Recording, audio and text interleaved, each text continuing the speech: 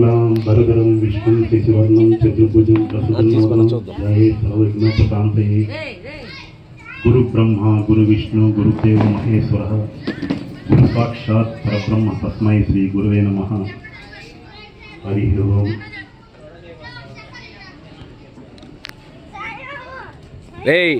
అరవద్దని చెప్పా కాము కూర్చొని. భగవత్ బంధువులకు భగవత్ భక్తులకు అందరికి నమస్కారం.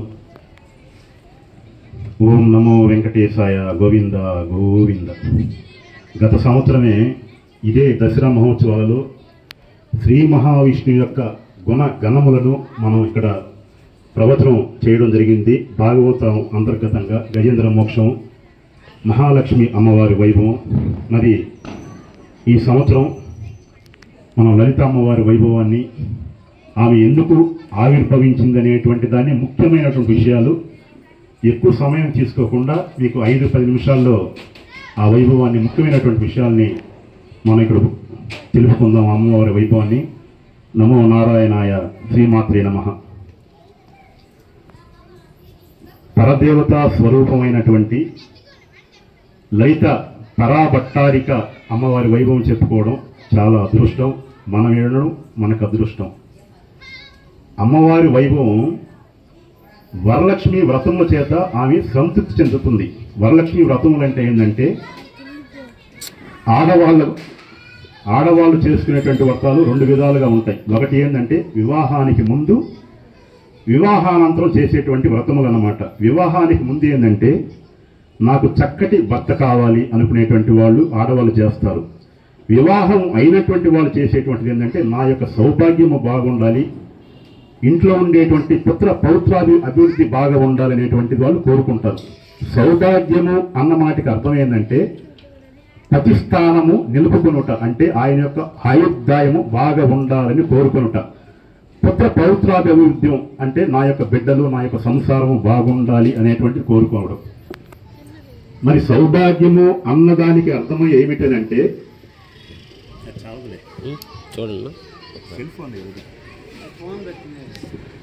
సౌభాగ్యము అన్నదానికి అర్థమేనంటే శ్రీరామచంద్రుడు ఉండేటువంటి త్రేతాయుగములో అల్పభోగం నాకుండలి, నాకు నుంచి అల్పభోగం అని అంటారంటే ఏంటి అల్పభోగం అని అంటే అక్కడ ఎవరు కూడా తక్కువ సంతోషంతో ఉండేటువంటి వాళ్ళు లేరంట. అంటే తక్కువ సంతోషం అని అంటే అవునండి అందరూ కోటీశ్వరులు, అందరూ డబ్బు ఉండేవాళ్ళు అని మనం అనుకుంటాం. అది కాదు దానికి అర్థం.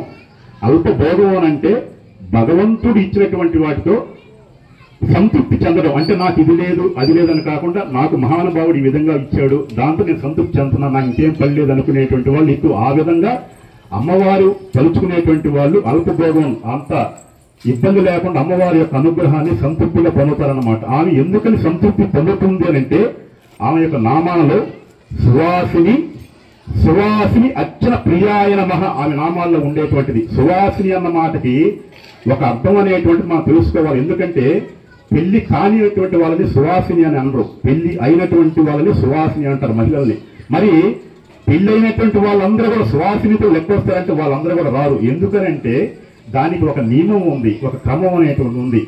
కాళ్ళకి మెట్టెలు, మెడలో నల్లపూసలు, ఈ యొక్క తాలిబొట్టు, చేతికి గాజులు, మరలా చెవులకు తాటంకములు, ఇవన్నీ పెట్టుకుంటే సువాసన కాదు. ముందుగా తెలుసుకోవాల్సిన ప్రతిభక్తి యందు అనిరక్తి కలిగి ఉండుట ప్రధానమైన అంశం. తన యొక్క అత్తమామలని గౌరవించుట, ఇంటికి వచ్చినటువంటి బంధువులను ప్రేమించుట, వాళ్ళకి ఏమి కావాలో వాళ్ళ సదుపాయాలు సమకూర్చుట, అన్న పానాలు ఎవరన్నా అతిథి ఇంటికి వచ్చారనుకోండి వాళ్ళకి సమృద్ధిగా భోజనం చేసి ఉండుట, తరువాత తన కన్నవారిని సంతోషంగా చూసుకున్నట, వాళ్ళ యొక్క అభివృద్ధి చూసుకున్నట. అది సువాసిని అన్న మాటకి అది. మరి భర్తకి ఏ విధంగా అనేటువంటిది ఏంటంటే త్రేతాయుగంలో శ్రీరామచంద్ర ప్రభు దగ్గర అమ్మవారి చెప్పే సీతమ్మని తీసుకొచ్చారు. రామచంద్ర ప్రభు అక్కడ స్నానం చేస్తుంటే అమ్మవారి బట్టలు పెట్టేదంట. ఈ బట్టలు ఆయన వేసుకున్న తర్వాత పూజ గదిలోకి పోతే ఆయనకి ఏం ఆహారం కావాలి, పలహారాలు కావాలి అన్ని ఆమె చూసుకునేదంట.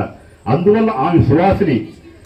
ఎవరమ్మా నువ్వు ఏ విధంగా వచ్చావనంటే నేను నా ఇంటి పేరు చెప్పేది కాదా ముందు, నా యొక్క మామ దశరథ మహారాజు ఆమె యొక్క కోడలు. ఎందుకంటే పెళ్ళైన గృహిణి ఎప్పుడు కూడా ఇంకా తల్లిదండ్రులను పట్టించుకోని వదిలేస్తుందని కాదు, అత్తమామల యొక్క క్షేమం కోరుకునేటువంటిది. అందుకని నేను దశరథ మహారాజు యొక్క కోడలిని. తర్వాత జనక మహారాజు యొక్క కూతుర్ని ఈ విధంగా చెప్పుకుంటా వస్తుంది అమ్మవారు. ఆ విధంగా అయిన సువాసిని అర్చన ప్రియాయన మహ ఆ యొక్క నామములతోటి ఆవి ఎవరైతే వరలక్ష్మి వ్రతంలో కూర్చొని దీనికి అర్హులైనటువంటి వారు ఎవరైతే ఉంటారో వాళ్ళకి వరాలు కురిపించేస్తూ ఉంటుంది లలిత అమ్మవారు. మరి అమ్మవారు ఒక విధంగా ఏంటంటే ఎప్పుడు తాంబూల శ్రవణం చేస్తూ ఉంటారు. అమ్మ అంటే తాంబూలం అంటే మీకు ఒక మనం భోజనం చేసిన తర్వాత వేసుకుంటాం కదా తమలపాకులు అవన్నీ కూడా. అమ్మవారు ఎందుకు తాంబూల శ్రవణం చేస్తున్నారంటే దానిని నాగవల్లి అని అంటారు. ఈ నాగవల్లి అంటే ఏంటంటే దేవేంద్రుడు యొక్క ఐరావతం అనేటువంటి ఏనుగుని ఒక స్తంభానికి కట్టారన్నమాట దేవలోకంలో. నీళ్లు పెట్టారు అంటే దానిని నాగవల్లి అని అంటారు. అక్కడి నుంచి వచ్చింది నాగవల్లి అని అంటే దేవేంద్ర లోకంలో నుంచి ఐరావతాన్ని ఆ యొక్క వాహనం ఏనుగు అది ఒక స్తంభానికి కట్టారనమాట. ఆ కట్టినప్పుడు దాని నుంచి ఒక మల్లి తీగ పుట్టింది. అక్కడి నుంచి ఇవన్నీ కూడా తీగలు పుట్టి అక్కడి నుంచి ఏంటంటే ఈ తమలపాకు అనేటువంటి పుట్టింది అనమాట. అందుకని ఏంటంటే కంబం అని అంటే స్తంభం అనమాట. ఆ స్తంభానికి ఈ తమలపాకు పుట్టింది కాబట్టి నాగ అంటే సంస్కృత పదాల్లో ఏనుగు, దేవేంద్రుడి యొక్క ఏనుగు యొక్క కట్టిన స్తంభంలో నుంచి పుట్టింది కాబట్టి దాని నాగవల్లి అని అంటారు. ఆ నాగవల్లి ఏంటంటే అమ్మవారు తీసుకొని ఎప్పుడు తాంబూల శ్రవణం చేస్తా ఉంటారు. ఈ తాంబూలం ఎందుకు చేస్తున్నారు, దాని యొక్క వైభవం ఏంటంటే అమ్మవారిని ఎవరినన్నా అనుగ్రహించాలి అని అనుకుందనుకోండి ఆ యొక్క తాంబూల శ్రవణం తీసి వాళ్ళ నోట్లో పెడుతుందన్నమాట. చిన్నప్పుడు మనం కూడా చూస్తుంటాం. నాకు మా అమ్మ కూడా పెట్టింది. ఆమె తినేటప్పుడు ఏంటంటే నేను చిన్నప్పుడు ఆమెతో ఒక చేసుకుంది అనుకోండి అంటే ఈ విధంగా చెప్తున్నా నా నోట్లో 4 పెట్టి తీసి నోట్లో చేతితో తీసుకునేవాళ్ళు కాదు, 4 తీసి నోట్లో పెట్టేవాళ్ళు అనమాట. ఆ విధంగా అనుగ్రహించాలి అనుకుందంటే అమ్మవారు కూడా ఆ విధంగా అనుగ్రహిస్తారు. అదే విధంగా కామకోటి అయినటువంటి మన కంచిలో ఉండేటువంటి కామాక్షి దేవి మోకశంకరులు అనేటువంటి ఆయన మోగవాడు, ఆయనకి మాటలు ఏమి రావు. దాని పక్కన ఇంకొక ఆయన ఉన్నాడు, ఆయనకి మాటలన్నీ వచ్చు. అతను తపస్సు చేస్తున్నాడు అనమాట. ఇక్కడ తపస్సు చేసేటప్పుడు అమ్మవారు ఏం చేశారు, ఇతను మాటలు రావు, ఏం మాట్లాడడం లేదు. కామకోటి అనేటువంటి మనం అర్థం తెలుసుకోవాలి. కామకోటి అంటే కోటి అంటే హద్దు, కామం అంటే కోరికలు. ఈ కోరికలు తీర్చేటువంటి హద్దు ఎవరంటే సాక్షాత్తుగా పరదేవతా స్వరూపిణి కామాక్షి అమ్మవారు అనమాట. అక్కడ కంచిలో మనకి ఆమె స్వయంభూగా ఉంది. ఆ తల్లే మనకందరికీ కూడా ఎవరికి ఏం కోరికలు చేస్తారో ఎవరు ఏ విధంగా ఆమెని సేవ చేసుకుంటారో వాళ్ళకి అన్ని కోరికలు కూడా తీర్చేస్తున్నారు. అందుకని ఆ కామకోటి అని పేరు. ఈ విధంగా మోకశంకరులు అనేటువంటి ఆయన వాళ్ళ దగ్గర కూర్చొని ఉన్నాడు. ఇక్కడ వేరే అతను తపస్సు చేస్తున్న అమ్మవారి గురించి. కానీ అమ్మవారు ఏం చేశారంటే ఇతనికి మాటలు రావు కాబట్టి ఇక పక్కన ఉండి ఆయన అనుగ్రహించాలనుకుని ఆమె తాంబూల శ్రవణం చేస్తూ అతని కాడికి వచ్చింది. వచ్చి ఆ యొక్క నోట్లో ఉండేటువంటి ఆ తాంబూలాన్ని తీసింది. అతను ఆ తపస్సుల నుంచి లేచాడన్నమాట. లేచినప్పుడు ఏంటంటే అతనికి అమ్మవారు కనపడలా, కేవలం ఆ ఎంగిలి నాలుకతోటి అమ్మవారు ఇచ్చేటువంటి ఆ తాంబూలమే కనపడింది. అప్పుడు అతను ఏమన్నాడంటే చీ ఆడదాని ఎంగిలి నేను స్వీకరించున్నాను అన్నాడు. అప్పుడు అమ్మవారు ఏం చేశారంటే పక్కన ఉండేటువంటి మోకశంకరుడు ఆ యొక్క ధ్యానంలో నుంచి లేచాడు. ఆయన లేచి ఆయనకు మాటలు రావు కానీ సైగతోటి నోరు గురించి ఇటు తన్నాడు అమ్మవారిని. అప్పుడు ఏం చేసింది అమ్మవారు ఆ యొక్క తాంబూల పెరుచు చేసుకుని అతను నోట్లో పెట్టిందంటే ఆ ఎప్పుడైతే నోట్లో పెట్టిందో అతనికి నోరు వచ్చేసింది.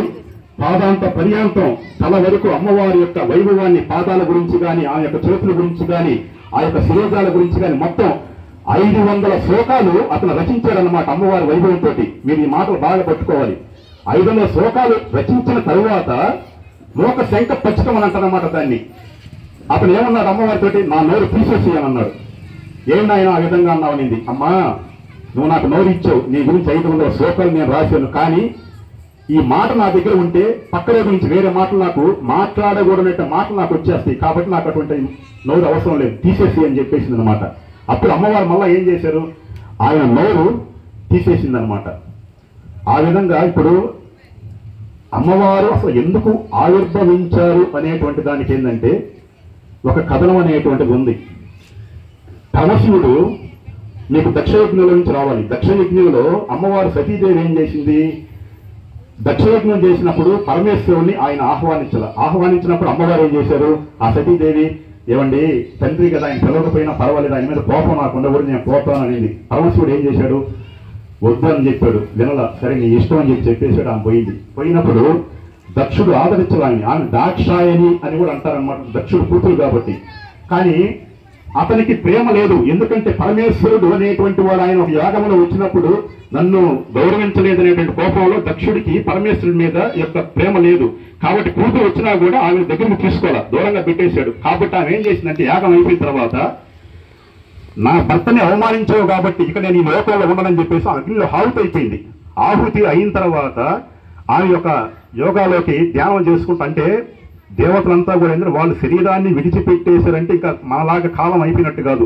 ఎక్కడో ఒక దగ్గర వాళ్ళు తపస్సులో ధ్యానం చేసుకుంటాని కొన్ని వేల సంవత్సరాల పాటు అట్లా వెళ్ళిపోయింది. దాని తర్వాత పరమేశ్వరుడు ఏం చేశాడు, నా యొక్క భార్య లేకపోతే నాకు ఇంకా ఇదేముంది, జన్మే ఉంది, నేను అవసరం తీసుకున్నాను కాబట్టి నాకేం వద్దని చెప్పి ఆయన కూడా ఒక ధ్యానంలోకి వెళ్ళిపోయి తపస్సు చేసుకుంటూ కొన్ని వేల సంవత్సరాలు తపస్సు చేసుకుంటా ఉన్నాడు.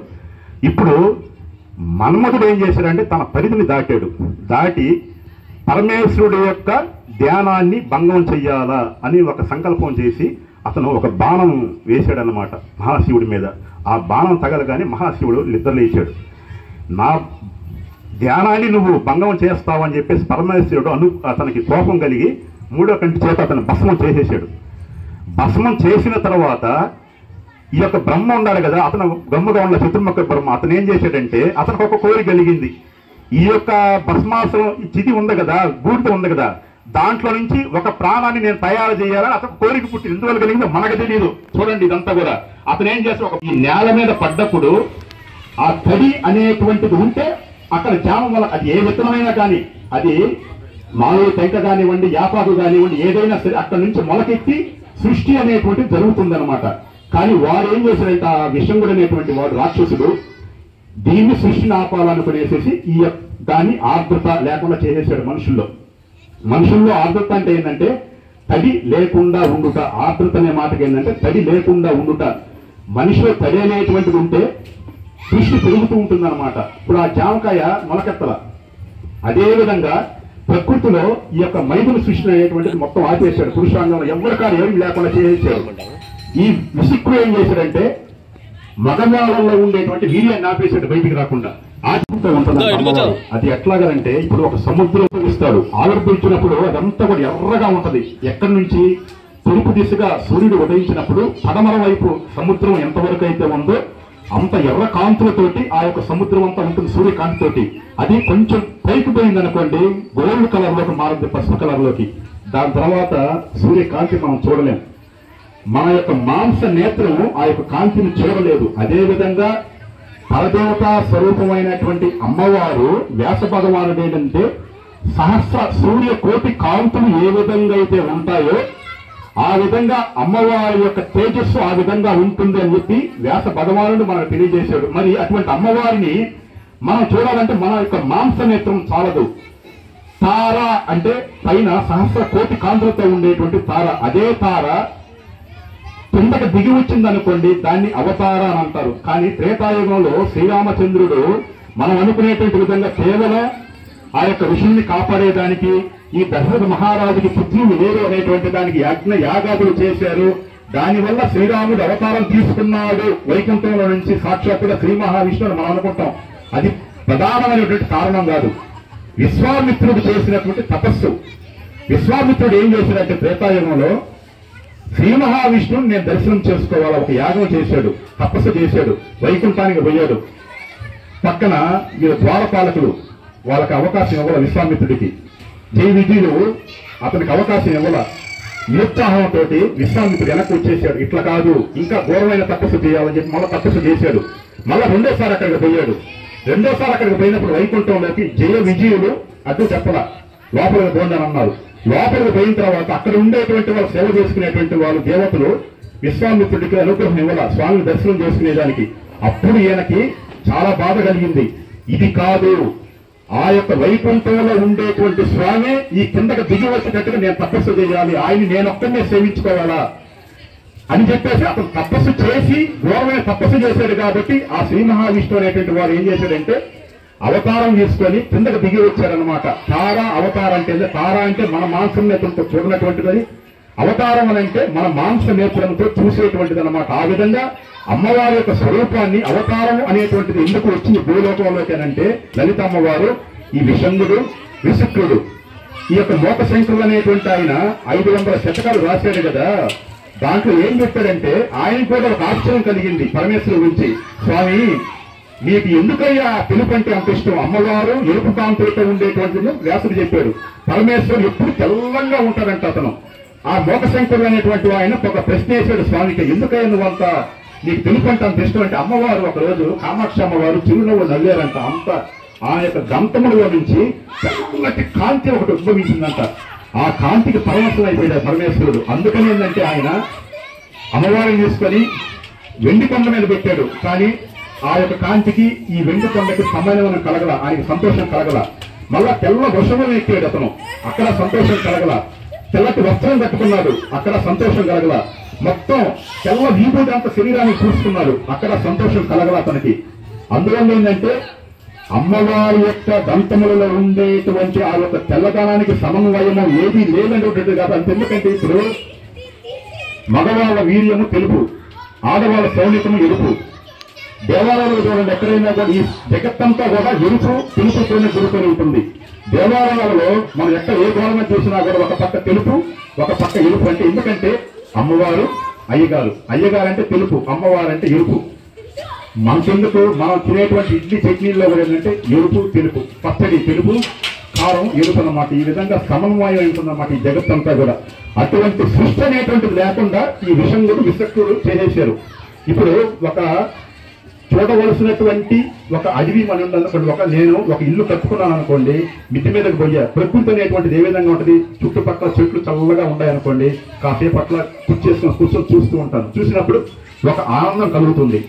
నా బిడ్డ ఉన్నారనుకోండి, ఒక ప్రయోజకుడు అయ్యాడు, ప్రయోజకుడు అయినా కాకపోయినా కూడా బిడ్డను దూరం చేసేవాళ్ళు ఎవరుండరు.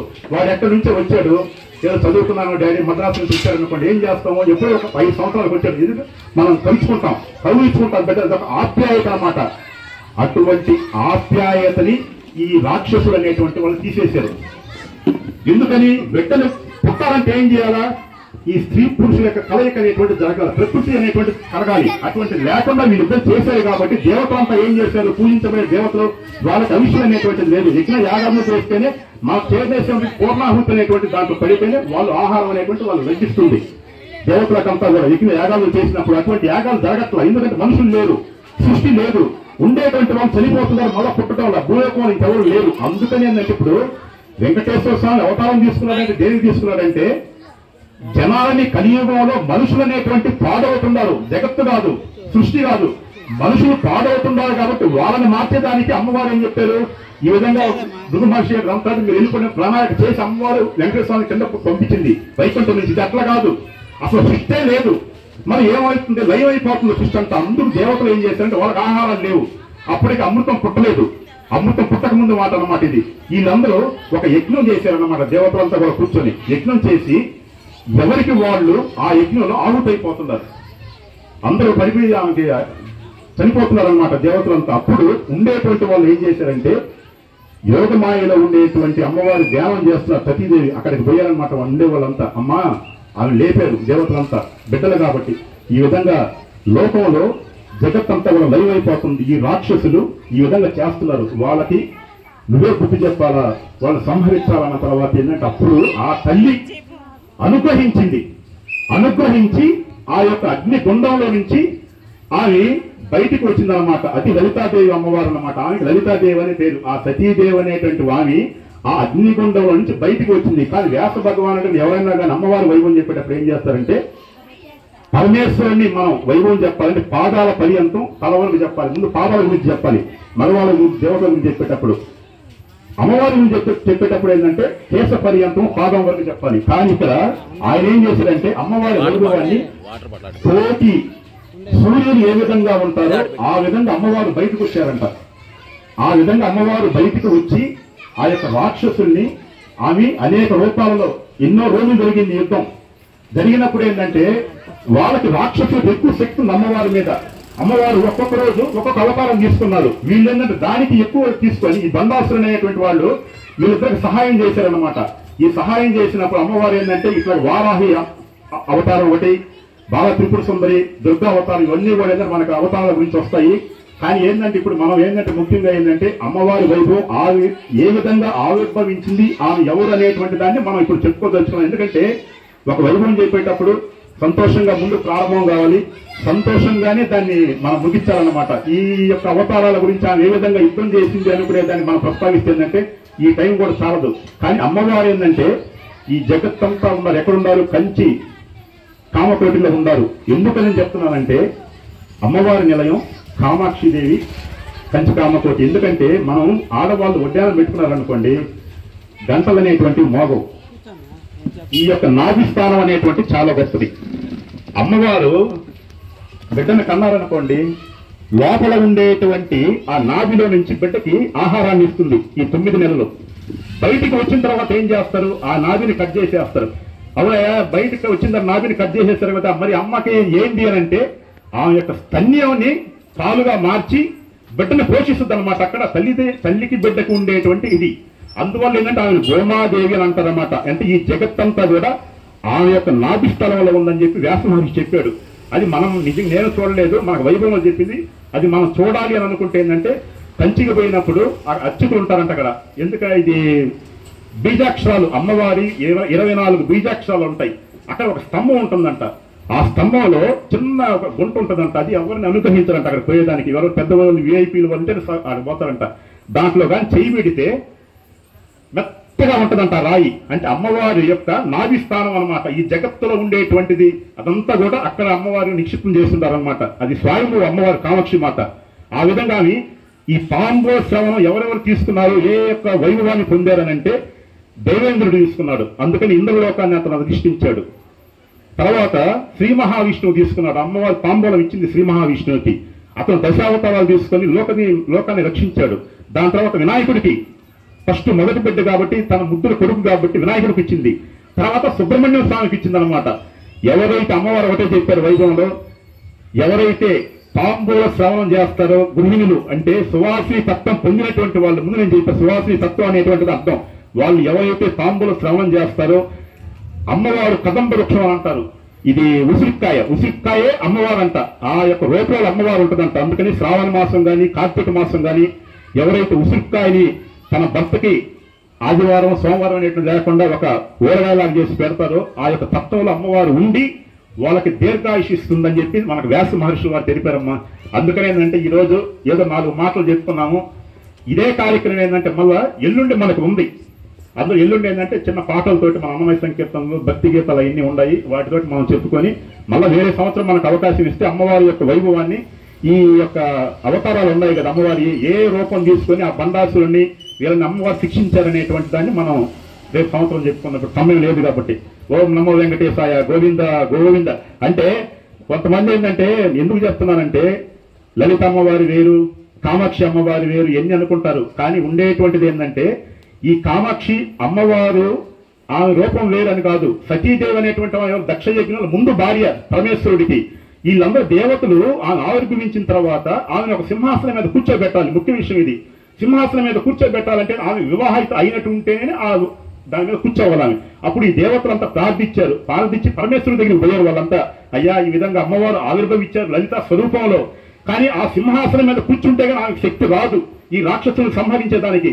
కానీ ఆమెని మీరే వివాహం చేసుకోవాలంటే పరమేశ్వరుడు అంగీకరించారు. ఆయన తెలుసు సతీదేవి నా భార్య కదా, మళ్ళీ ఈ రూపంలో వచ్చింది అవతారం తీసుకొని చెప్పి ఆయన లలిత అమ్మవారిని చేసుకొని ఆమెకు అనుగ్రహం ఇచ్చి ఆమెకు శక్తిని ప్రకంపనం చేసి ఈ బండాసురుణ్ణి, ఈ యొక్క వృషంగుణ్ణి, విషుణ్ణి నాశనం చేసేటట్టుగా ఆయన చేశాడు అనమాట. అది మెయిన్ ఉద్దేశం ఈ కథనంలో.